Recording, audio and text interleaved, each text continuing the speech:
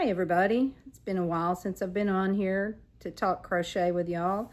I thought of making a video, I guess about a week ago, maybe not quite that long ago, but I knew I was going to be going to the Dallas-Fort Worth FiberFest, and I decided to wait until after I had been there and had some goodies to show you when I came back. I have one thing to show y'all that I bought before I went to the FiberFest, and I'm gonna need to reach out and move my camera, make it jiggle, and that is this thing here, a Valari pillow. Actually, you can't see it very well. I think I have the camera too close. Let me move it back a little bit. Y'all can see all my mess if I move it too far. I had seen these things. I've seen them advertised for probably over a year and have never bought one. And finally one night when reason fled, excuse me, I pulled the plug on it and I purchased one. I haven't really used it for crocheting yet because I haven't had it that long, but I do like the way that my hands feel propped up here on it. And I can see that, I'm sorry, I was looking to see what a cat was doing. I do think this would be good for a number of things. Crocheting or knitting, obviously, or reading a book. I read on my iPad, and sometimes my hands get tired from holding the iPad, and I think this would be a good thing. After I crochet a little bit and use this, I'll give y'all an update on how I like it and all that good stuff. So now I'm going to move my camera back up, and excuse me again, I just have a lot of junk in my throat. Okay, so went to FiberFest, to DFW FiberFest. Just going to cover my face up for just a minute. They had a very nice bag, and let me get the thing out of from in front of it. And all of us crocheters, we love a nice bag because we want to put lots of stuff in it. And it has a nice pocket on the outside. You can put stuff in. Very well made. Excuse me. I've been to some other fiber festivals or fiber shows, and they didn't have as nice a bag. So that is a really great one right there. There was also a little shop. I can't tell you the name of most of the places that I bought things from, unless their name was on their packaging. And otherwise, I don't know where I got it. But I bought another couple of project bags just because, again, I don't think you can ever have too many. I like this one. It says Meowdy on it, sort of a takeoff on the Texas Howdy, which we all know is very near, dear, and important. I'm going to push this back a little further. Y'all always know that it's amateur hour with anything I'm doing here. I'm very new to all of the YouTube stuff and to filming these things, so you have to forgive me. I will say this, that I believe that the Valari pillow makes my shirt want to ride up. Excuse the profanity. I do cuss like a sailor, but so I couldn't resist this bag. Woman and her cat says, my cat and I talk shit about you. I like that, and I actually am, I don't know, I considered giving that away, but I don't think I'll be able to. I think I'll have to keep it for me. When I went to FiberFest, had signed up for some classes to take, and I'm going to tell y'all a little story about how I let my mind play tricks on me and get the better of me. I signed up for a Portuguese knitting class, and I'm not the world's most confident knitter. I don't think I am really still a beginner knitter. Listen to the rhyme. But I signed up for this class anyway because they said it was okay for beginners, that beginners would do well in it or would be able to do it. But when I went to the class, and I'm going to be probably semi-controversial here, there were a lot of people in the class, mostly women, but I think there were a couple of men in there. The room was completely silent, and Everybody was sort of, this was my interpretation.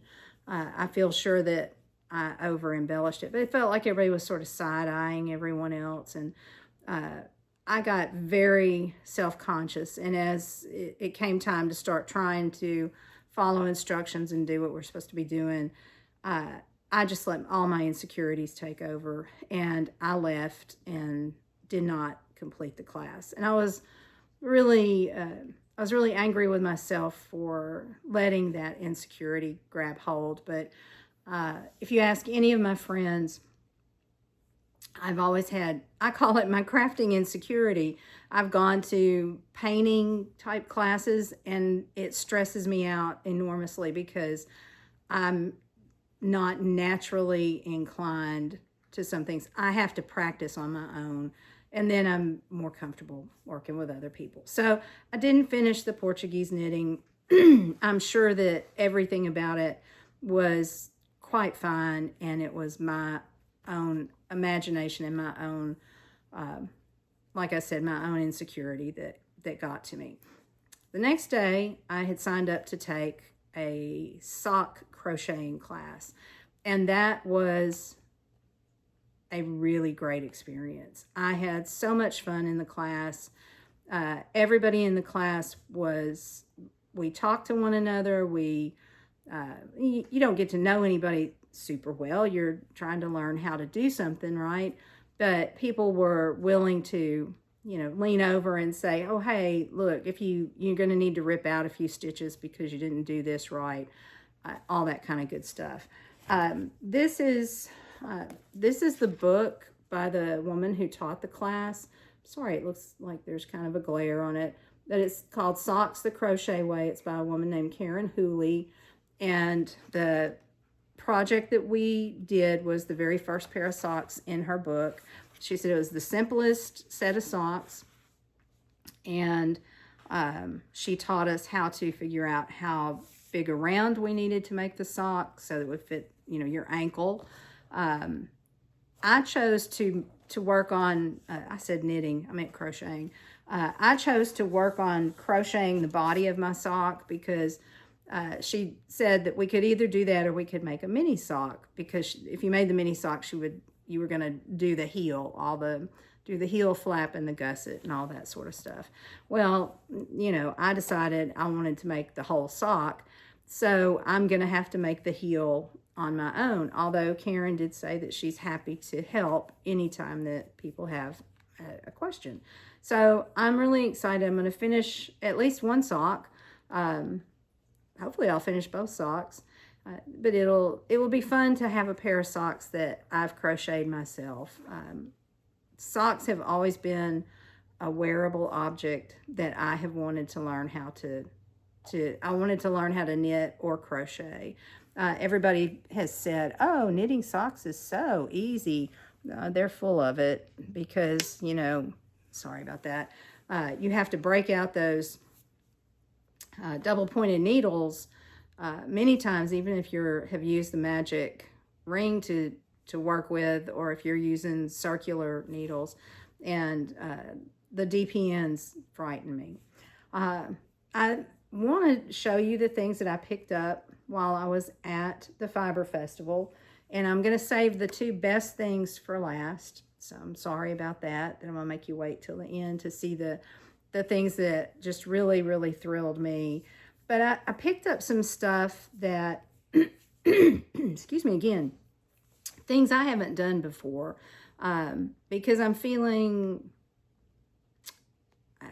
just feeling like with crochet that if I don't challenge myself, if I don't push it, I'm never going to move beyond the point that I'm at right now. So one of the things that I picked up, this isn't even crochet. I'm making this big statement about that. But it is a needle felting kit. I love the little pumpkins. I always have loved pumpkins. I think they're very pretty. And so this is a little miniature needle felting kit. The booth that I bought this at, that's all they sold was needle felting, and I think it's called needle painting, where you use a needle and you're punching the fleece I'm going to call it fleece for lack of a better word, into the, it looks sort of like one of those stamped embroidery or stamped crochet patterns. And I thought that looked interesting, but they said that this is really the easiest thing to start with. I read the directions, and I thought when I read them, oh, look, this is going to be pretty easy. We're going to have a visit. This is my crankiest cat on earth, and she's going to talk and be an annoyance. But I'm going to try this little kit. I want to get started on some of the stuff that I got so that y'all can see what it looks like as I start making progress with it. But I thought this was very, very cute. These pumpkins, if I get them made, they will sit out year-round until they get so dusty that I end up having to just throw them away. All right, I've got to lean over here. I have a cat I have to lean over because he's a real pill and he's in my way. So let me pull out some other items here. Thanks, you're very helpful. You're very, very helpful. I picked this up at the same little shop that I got the project bags at. They had a lot of really cute little stuff, and they had really nice yarn there also. Never heard of this brand name before, but it's a little amigurumi animal. It's they call it the Russian blue cat. I was a little, at first I was like, I can't tell if it's a cat or a dog, but I thought it was cute. Like the Woobles kit, it comes with pretty much everything that you need. Now, I don't have my glasses on. There was a big old glare on them, so I took them off for y'all. You have a crochet hook, you have the yarn, you have the stuffing, and you have a big darning needle to tie up the loose ends. It's about 8:30, 9 o'clock at night here, and my vocabulary is shot at that point in the day. I haven't opened this yet because I didn't want to get everything out, and you can see, well, you can't see her, but she's rubbing on my hands and she's rubbing on my arms. I didn't want cat hair all up in this. It's a light colored thread, so you know that it would be the dark colored cats that are going to get up in it, of course. If you have cats, you know. I saw some t-shirts, of course, that said things like coffee, cats, and crochet. That's all I need, or something like that. And since I am turning into sort of a crazy cat lady, I think I've always been a crazy cat lady, I thought maybe I should buy one of those and sort of indicate to people who I really am. Now, I know the name of this company. This company is called Bead Biz, and my friend that I traveled with, she was really, really happy to locate Bead Biz. This is a little packet of stuff. I'm going to open it up. I'm going to show you the pieces here. This little packet has the pattern for, I'm having a hard time because Coco, the cat that's loving on me, she's loving on me vigorously. She does not want me doing what I'm doing. I don't know if you can see it. This is a little pair of fingerless mitts, and here's, it's very small, and here's what the finished product looks like. Coco, stop. And so the little kits come with the yarn that you need. This is a yarn that's called Chocolate. I thought it was very pretty. To me, yes, I know it's brown, but there's some sort of burgundy color in there too. I don't know. I thought it was pretty. They had some other colors, but I thought this chocolate was the prettiest. And this is a 100% superwash merino in a sport or DK weight. It's enough to make the 2 mitts. But it also, the little packet came with this little thing of beads. Now, if Coco will allow me to, and I can get the glare off of it, you can see these a little bit better. So the beads have already been pre-packaged.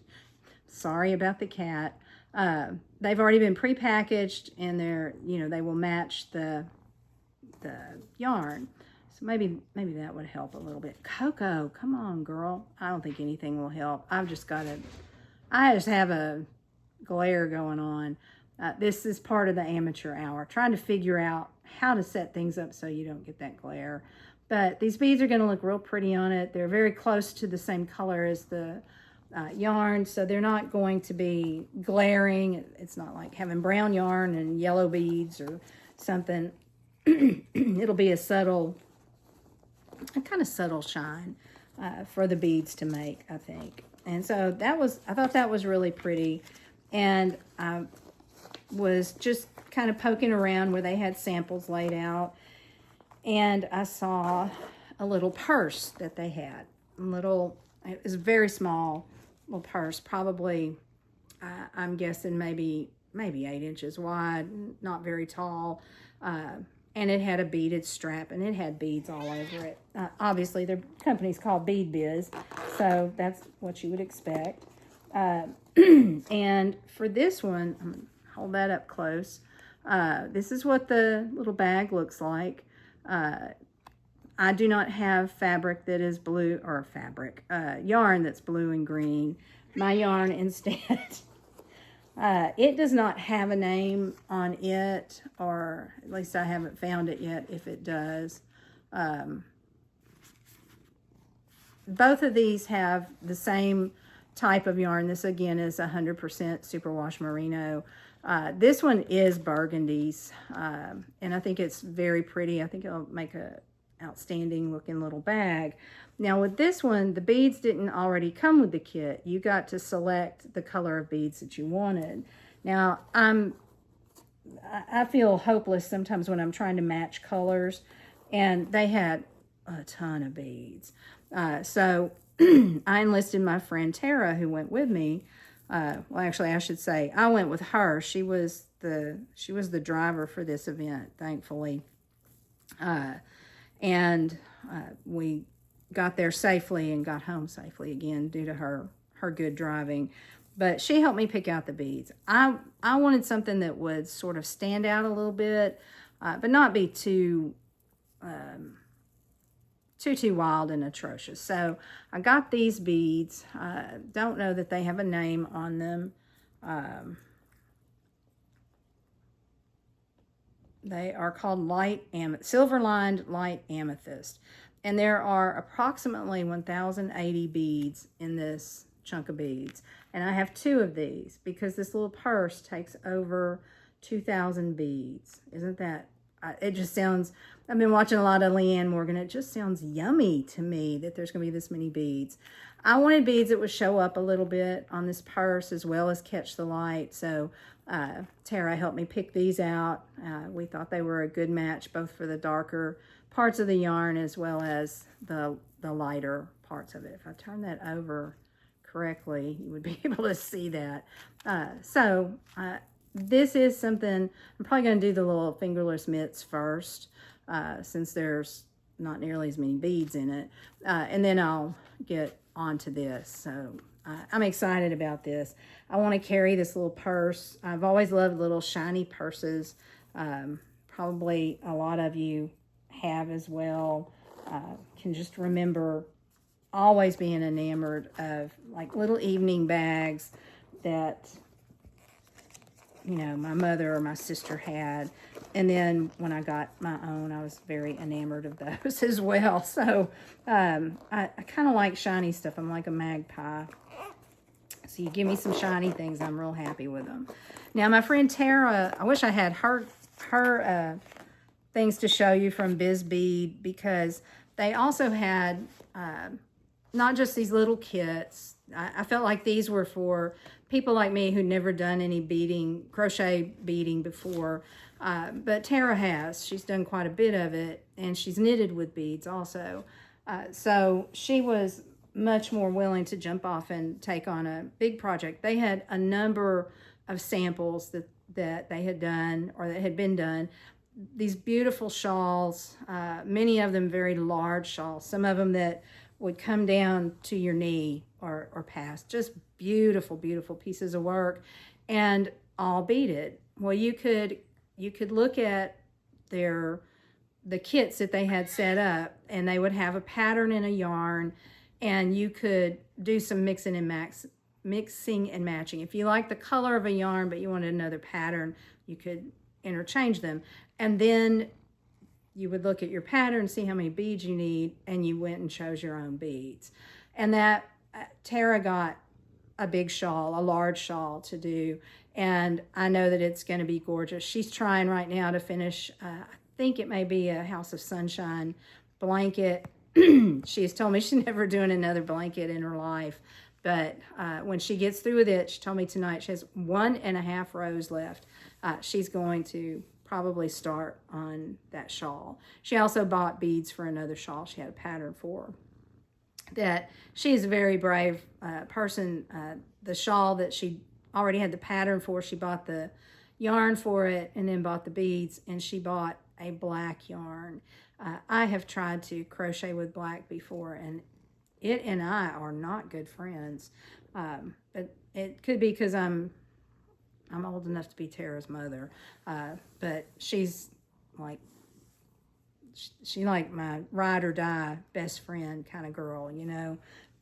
But we became such good friends after she had to laugh uproariously when somebody else suggested that perhaps I was her mother. It's like, that is not nice. Not nice at all. Okay, well now I'm going to show you the two things that I'm most proud of. Sometimes at a fiber festival like this, you'll find that there's a lot of spinning fiber, and other times there's not a lot of spinning fiber. Thank you. That was a lovely job you did. And there was quite a bit of spinning fiber, but there wasn't anything that really knocked my socks off until we got to the fiber ladies set up, and I got 2 hanks of this, two lovely chunks of this. This is bamboo top that has been hand dyed in this orange and black, in these orange and black colorways, and it is absolutely the prettiest thing. I'm not sure that when I get it up close, you can see it's got a real shine to it, a real sheen to it. That's the bamboo. And it's going to be loads of fun to spin. I haven't spun bamboo before. There'll be a little learning curve on it because it's, I call it a slippery kind of top. It's a lot slicker than if you're doing BFL, Blue-Faced Leicester, or Corriedale or Romney, or some other type of fleece like that. This is very, very slippery. So I'm going to have to get things set up and try that. Right now I have some fleece on my wheel that I'm thinking, may just have to take off that spindle and put on a new spindle and start on this, because I can't wait to see how this spins up. And there's enough of this. This is called Harvest Moon, by the way. When I get through with this, there'll be enough of this for a nice size shawl. So that, I think that would be pretty. Not just for Halloween, but for any time of the year. My colors right here. I love orange, and I think orange kind of loves me. I hope so, because the next thing I'm going to show you also has a lot of orange in it. Let me get that back in there where the cats can't take it out and play with it. When I first started spinning, I had this, she was a bad girl. I had a standard poodle, black standard poodle named Rory, who loved to grab the fleece as, you know, if you spin, you know, you'll have usually a pretty long chunk of fleece trailing from where you're working. For me, it was trying to spin at that point. And she would run up there. Well, actually, she didn't run. She would sneak. She was sneaky, sneaky, sneaky. But she would grab her pieces of that fleece. She'd pull them off, oh, so gently. And then she would take off running with fleece flying out behind her. It was like, good night. So I spent a lot of time chasing her to make her give me back the fleece. Okay, so now I'm going to show you something that came from a shop. I do know the name of it also. From a shop called Robin's Promise. They had a lot of beautiful yarn as well. And they had yarns in what you would consider a normal sized hank, probably of 250 yards or 200 yards or something like that. But they also had, and they were not the only shop that had these, they had these big honkin' things that were called ostrich eggs. And you can see why they're big, like an ostrich egg is. And the first day that we went into the vendor hall, I saw some of these, and I wasn't ready to start buying yet, because you know how it is. You got to look at everything and then come back and start picking up stuff you want to buy. And we had sort of set aside Saturday as our shopping and buying day. So I saw some of these, and I saw a couple of them that I really liked. They had bright jewel tone colors. And even though probably every time I've done a video, I've had on some sort of pale shirt, or maybe tie-dye, I don't know which. But the jewel tone colors, I really liked them. Well, the ladies at the Robin's Promise shop, when you were, they were great salespeople. They would, if you were looking at something, they would pop open this. I don't want to do it because to get it back into the state, I'll probably never be able to get it back into a good state. Coco is now loving on other things, about to knock them in the floor. But they would open them up and hang them around your neck so you could take a look at how the colors looked on you. So I had played around a little bit with a jewel tone one and another one that was sort of harvesty kind of colors. But then I saw this one. It was like at the bottom. No, it was up on a shelf. Saw this one, and I kept looking at it. And so the lady took it down, and she opened it up and put it around my neck, and I just fell in love with it. I don't know yet what I'm going to make with this. This is, see if I can read it without my glasses. This is a 4-ply 80% superwash merino, 10% cashmere, and 10% nylon, and there are approximately 2,100 yards. So this is enough to make a big something.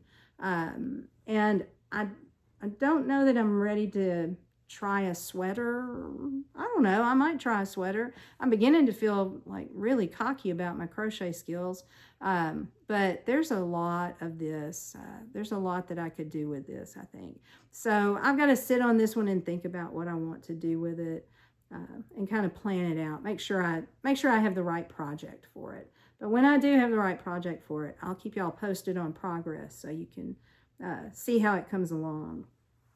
So that's pretty much the extent of my purchases at FiberFest. I bought a coffee cup that has a cat with a ball of crochet yarn, and I bought some stickers. A couple of those I'm going to give to my pastor's daughter. She's a little cat lady in training. She's only in 2nd grade, I think. But she loves her kitty cat, and we trade stories about cats. So I'm going to give her some stickers and make her happy. And I may give my niece some stickers I picked up as well. So I picked up some little here in my part of Texas, we call them gimcracks. So I bought some gimcracky sort of things. In the rest of my crochet world, I'm still working on some things for my nephew, for his both just for his kitchen in general, and that he can use to make things look a little bit more festive as he cooks on his YouTube channel. I've done, I think, 3 pot holders for him, and now I'm making a dish towel that he can use. So when I get that finished, I'm not sure what I will go to next. I've never been afraid of whips, so I may start something else before I finish his dish towel. But I want to go ahead and get those things that I've done for him. I want to get them into a package and get them sent on to him. And other than that, I haven't had a lot of time to crochet. One would think that with a part-time work gig that I would have more time than I have, but I don't, or I can't seem to find time. That's probably the real truth of it. I need to work harder to find the time to do the thing that I enjoy the most. So I'm going to try to start posting on here more often, and I'm thinking about trying to do some tutorials, like sort of basic ones at first, for people who are looking for somebody who does everything the wrong way. That's me. I've told y'all I hold my hook the wrong way, and it's not really the wrong way. I use a knife grip, but I definitely don't hold my yarn in the manner that most people do. But just, start with a chain and move on to single crochet, double crochet, and maybe some very simple patterns, maybe a granny square pattern. I saw a really simple one just, I don't know, maybe about a week ago. And I thought to myself, it was a fleeting thought, but I was like, oh, I could make a blanket out of these. And then I went, oh, you hate sewing granny squares together. So I kind of said, oh, put that on the back shelf. But that would be a good place for beginners to start, is with a granny. It's where I started, and it's probably where a lot of y'all who've crocheted for a number of years, it's probably where you started also. All right, I'm going to quit rambling on here. I'm glad to have you here, glad to have you watch the video. Please like it, subscribe if you haven't already, and share with any of your friends that you think might enjoy hearing an ADHD squirrel moment sort of crocheter who is being annoyed by her cat. We only have one cat in this video, which is miraculous. Other times I've had like 4 out of my 5 show up. So anyway, I'm going to sign off for now. I appreciate you so much for watching. And please come back. I'll be posting again. I'm going to try to post again in about 3 or 4 days. So I'll see y'all then. Bye-bye.